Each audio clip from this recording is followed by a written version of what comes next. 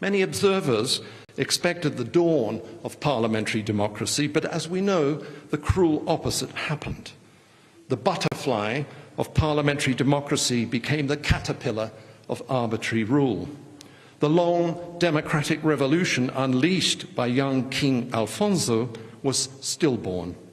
Here's another irony. Just as the people mounted the stage of history after 1918, demanding one person, one vote, parliaments were racked by factional disputes, fierce resistance, and acts of violent sabotage. In Yugoslavia, Romania, and other countries, monarchs strangled parliaments. Military-backed dictators also savaged their parliaments, as happened in Pilsudski's Poland. Totalitarian rule triumphed in Italy, Germany, Russia, and Spain, and also in China, which might otherwise have become the world's largest parliamentary republic. During these first decades of the 20th century, the downfall and disappearance of parliaments gathered pace. Politicians dressed in frock coats and top hats, all of them men, grew scared. Lenin spoke of the spirit of dead bourgeois parliamentarism, parliaments in this period.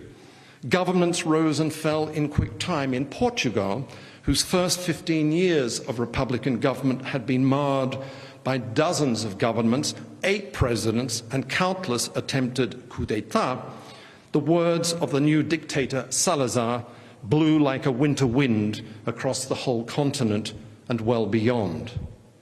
So long as there is not some retrograde movement in political evolution, Salazar said in 1934, I am convinced that within 20 years there will be no legislative assemblies left in Europe. Salazar's wishful prediction almost came true. By 1941, there were only 11 parliamentary democracies left on our planet. Only 3 survived in Europe: Britain, Sweden, and Switzerland. But what then happened? Well, historians and political scientists tell us the good news that after World War II, parliamentary government made a stupendous political comeback. The not so good news is that the long post-1945 renaissance of parliaments is, in my view, today losing momentum. We have heard many laments of this kind this morning. There's certainly writing on the walls of parliaments. We are living through times in which parliaments are again plagued by legitimacy and performance problems. We need to pay special attention to this new trend. My point is, we aren't backsliding to former times, say to the catastrophes of the 1920s or 1930s, or even to the world of overnight emergencies of the kind that gripped Spain on February 23, 1981. The moment described with great precision in Javier Cercas's Anatomía de un Instante, a wonderful book which describes how, in a hail of bullets, a frightened Cortés fell to the floor and was held hostage for 6 hours by golpistas. More recent events in Bolivia, Burkina Faso, Mali, Myanmar, Sudan, Thailand, and Yemen suggest that armies are still enemies of Parliament. But in my view, the forces threatening the integrity of parliaments are nowadays different. They seem more banal. Their rhythm is different. But I want to say that these new threats, if left unthreatened, will in the long run destroy parliaments as effectively as happened a century ago in the heartlands of Europe. What are these new sources of ruination? Most obviously, rising tides of reputational damage are lapping around Parliament's doorsteps. Look at what is going on in France. Cynicism, grumbling, ressentiment, angry citizens' protests are becoming commonplace.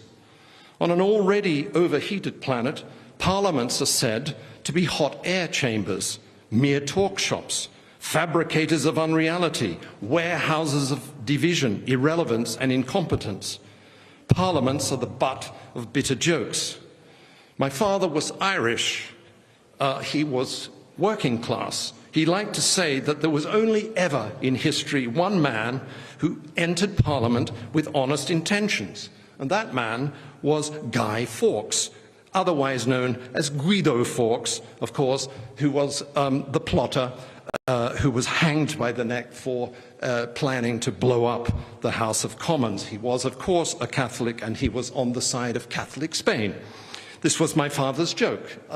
Guy Fawkes was the only honest guy who ever was a representative in Parliament. Well, tomfoolery and contempt for politicians from the harm parliaments from the outside, but just as worrying are, I think, the forces of decadence within the walls of parliaments. There's not just the grandstanding, the slam-bang rancor, the misogyny, and the cluelessness of more than a few politicians. Parliaments are materially corrupted by the combined forces of lobbyists, dark money merchants, and revolving doors. Take the United States. In Washington, D.C., this tangled complex of government agencies, think tanks, corporations, academics, and lobbyists with big toes in the lawmaking world of Congress is known for obvious reasons as the blob. Something similar is happening in the European Union, where in Brussels alone, nearly 12,000 organisations on the current voluntary EU lobby register declare that each year they spend a total of just under 2 billion euros on their craft. There are at least 7,500 organisations that operate without scrutiny in and around the European Parliament. Whatever you think of the ethics of lobbying, the fact is government by moonlight is a growing problem in every parliamentary democracy. Mandatory accountability registers, comprehensive integrity checks to ensure ethical fair play among lobbyists are typically in short supply. India's lower chamber, known as the Lok Sabha, is the nightmare instance of what happens when lobbying, dirty money, shady deals, blackmail and criminality get the upper hand. In what is otherwise known as the world's largest democracy, more money is spent in India on elections than in the United States, even though average per capita income is only 3% of US levels. There's no state funding for political parties, and there's no proper regulation of party finances.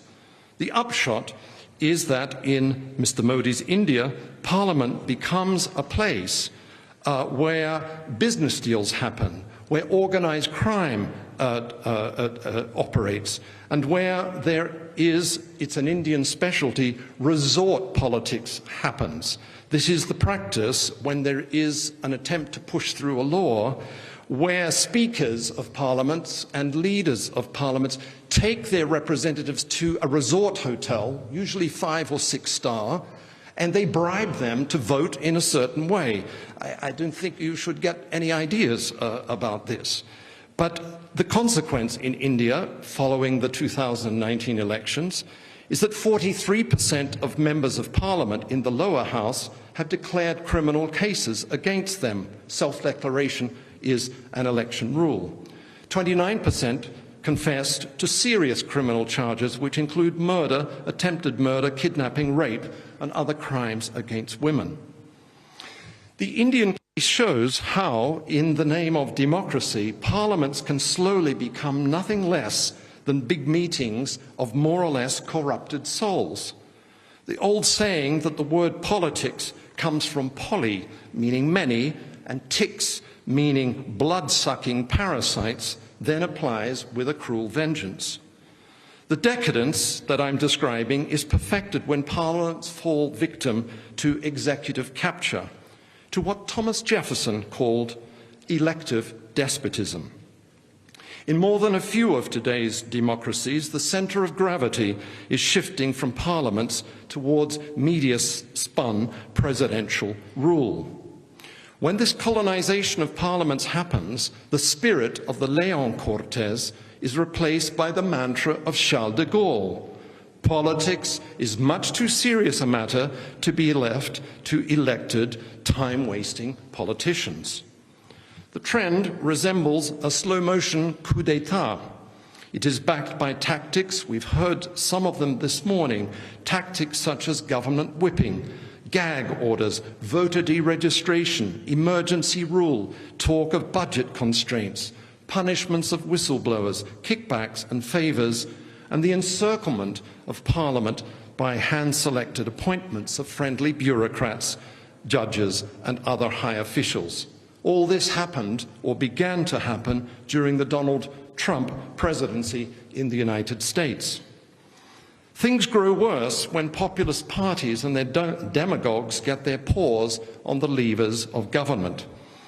Populism accelerates the transition to elective despotism. In effect, populists and their demagogues want permanently to prorogue parliaments.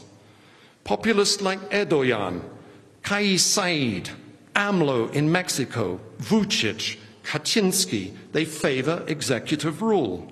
They prefer what the English used to call rump parliaments, chambers that resemble chunks of rotting meat infected with maggots, parliamentary representatives who, in the name of the people, do little more than serve their executive masters on bended knees. Things grow much worse, in my view, when pulled neoliberalism gets the upper hand. Parliaments are blindsided. They become complicit in the growth of what could be called democracy exclusion zones, self-regulating banks, lawless tax havens, secret military-industrial complexes, unregulated data harvesting media corporations, all of whom decide things without parliamentary scrutiny and legislative constraint.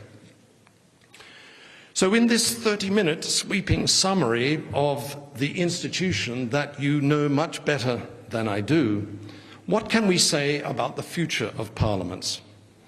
Well, when thinking about these various decadent trends, it's tempting to conclude that the post-1945 renaissance of parliaments is coming to an end, even that we're already entering the age of what I call phantom parliaments, legislatures in more than a few countries that are simultaneously real and not real, their form without much content.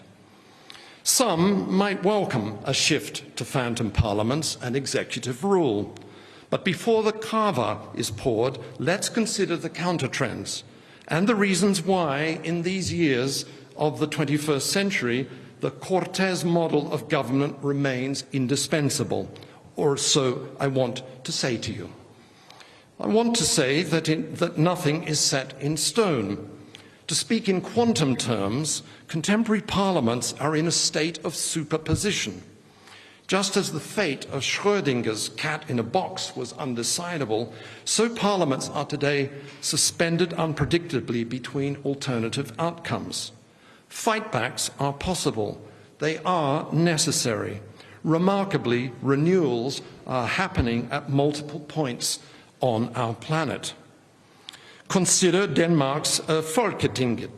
In meetings called consultations, its powerful European Affairs Committee regularly grills ministers real-time during sessions of the Council of the European Union. The National Assembly of the Republic of Korea has signed off on the world's first comprehensive laws against verbal abuse and bullying. Kapjil is the Korean word. Bullying and verbal abuse by family-run conglomerates and other powerful organizations. Romania's parliament is now digitally fed citizen suggestions and complaints with the help of Ion, sharing my name, John, an AI smart robot, say the comedians in Romania, designed to improve the intelligence of politicians. In September, Bebel-Bas has already mentioned, the German Bundestag will begin receiving non-binding reports from lottery-selected citizens' assemblies. Parliaments are also heavily preoccupied with time past and time future. The Welsh legislature regularly consults with the world's first Future Generations Commission. New Zealand's parliament has granted ecosystems the rights, powers, duties and liabilities of a legal person. The cross-border Nordic network of Sami parliaments, a case of interparliamentary cooperation, promotes indigenous self-determination, and so on. How are we to make good sense of this new wave of experiments? My suggestion is to see them as points on a larger canvas, single performances in a grand carnival of parliamentary efforts to rejuvenate the spirit of the Cortes. Shadows are certainly falling on too many of the world's parliaments, but these innovations, I believe, are the first signs of a dawn of renewal. These parliamentary experiments are today doing what parliaments did for over 8 centuries.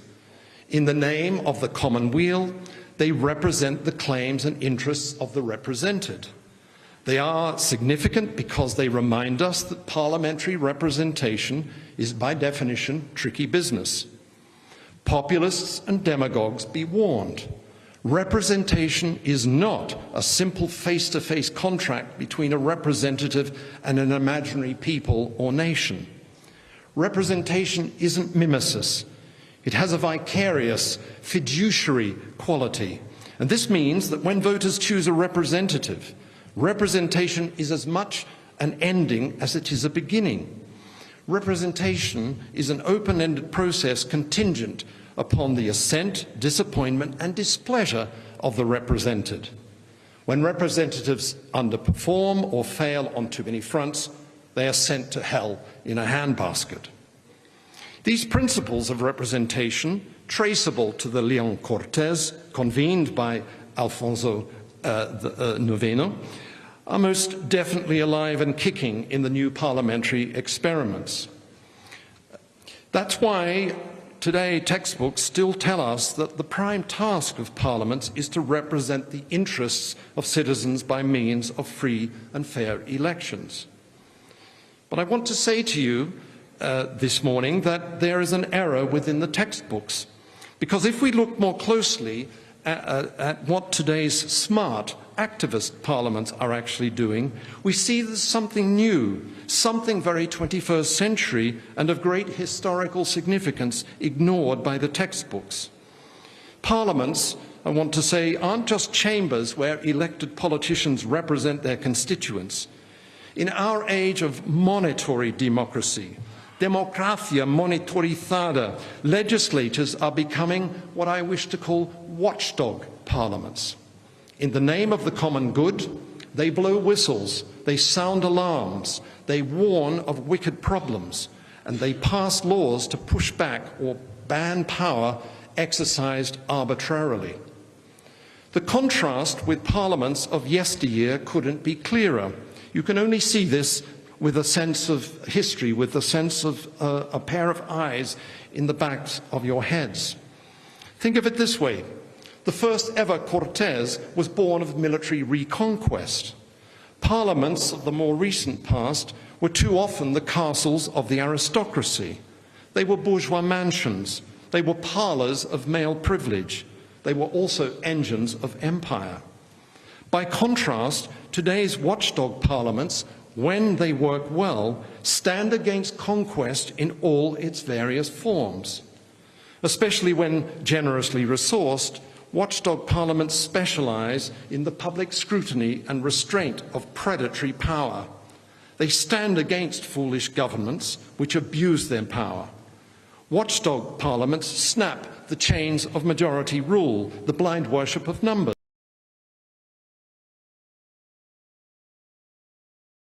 I wish to call watchdog parliaments. In the name of the common good, they blow whistles, they sound alarms, they warn of wicked problems, and they pass laws to push back or ban power exercised arbitrarily.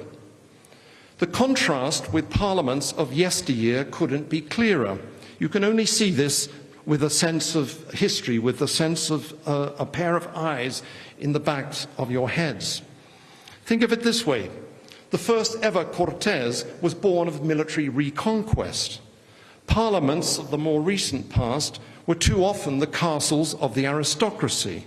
They were bourgeois mansions. They were parlours of male privilege. they were also engines of empire.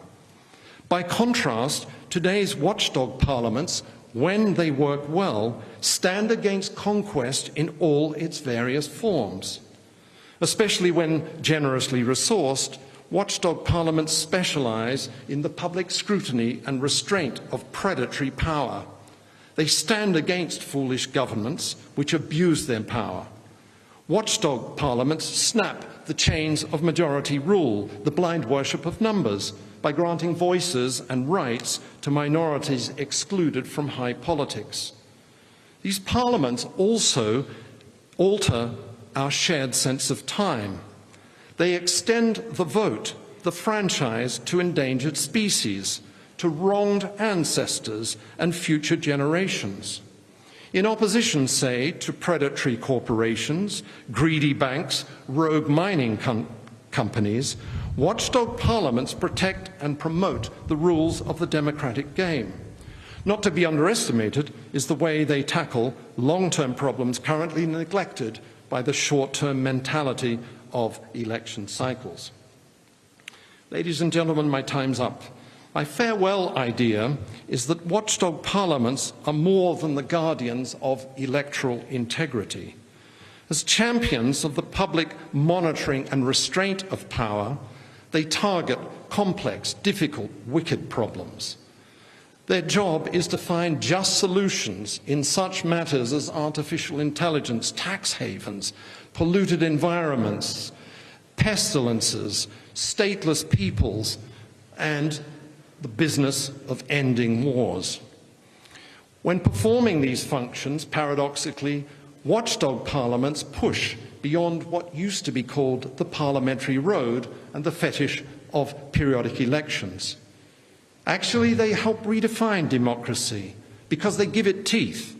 Electoral democracy becomes monitory democracy. Democracy comes to mean nothing less than free and fair elections, but something much more.